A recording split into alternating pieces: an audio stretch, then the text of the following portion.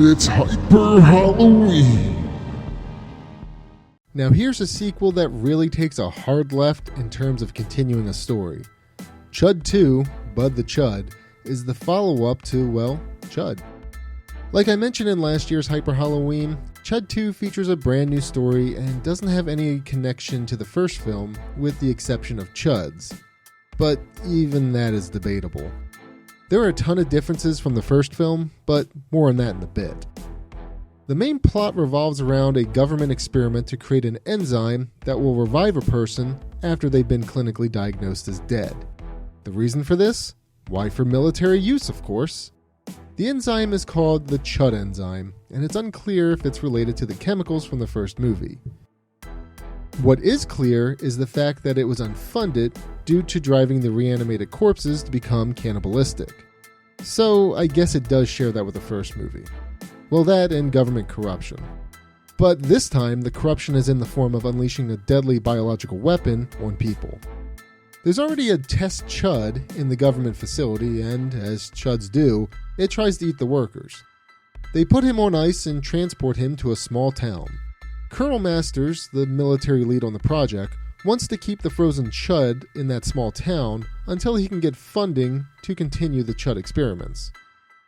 We then meet Steve and Kevin, two high school students that are quite the unlikely pair. Steve is a goofball that continuously gets into trouble, and Kevin is his brainiac friend. Kevin and Steve get into trouble for one of Steve's pranks and are punished and told to clean up the storage room. Their science teacher plans on showing them a dead body. Well, a cadaver, for science purposes. Steve accidentally sends the cadaver down the road and onto the highway. You heard me right.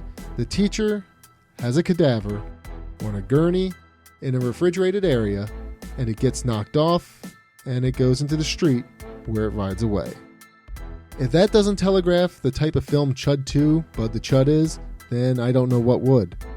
Needless to say, Steve comes up with the idea to find another dead body. And no, I'm not kidding. They go to a medical facility, which happens to be where the military shipped the frozen C.H.U.D. Sure enough, they find the frozen C.H.U.D and take him to Steve's house. For as dangerous as this thing is supposed to be, it isn't really locked away in any place secure. Steve brings the C.H.U.D back to his house, and he ends up reviving it. Whoops! As one would expect, the C.H.U.D ends up biting townsfolk and turning them into C.H.U.Ds. Now, like the name of the movie suggests, the C.H.U.D that Steve and Kevin revived is named Bud, and he has one badass theme song. Seriously, it's awesome. Go look it up on YouTube. It's honestly hilarious. Bud ends up falling for Steve and Kevin's female friend, Katie, and as one would imagine, shenanigans ensue. Now, gone are the horrendous creatures from the first movie. In fact, they're not even underground in this movie. But regardless, here we get people that look pale and have dark circles around their eyes. It's goofy, but for a movie called Bud the C.H.U.D, it works. The actor that plays Bud is phenomenal.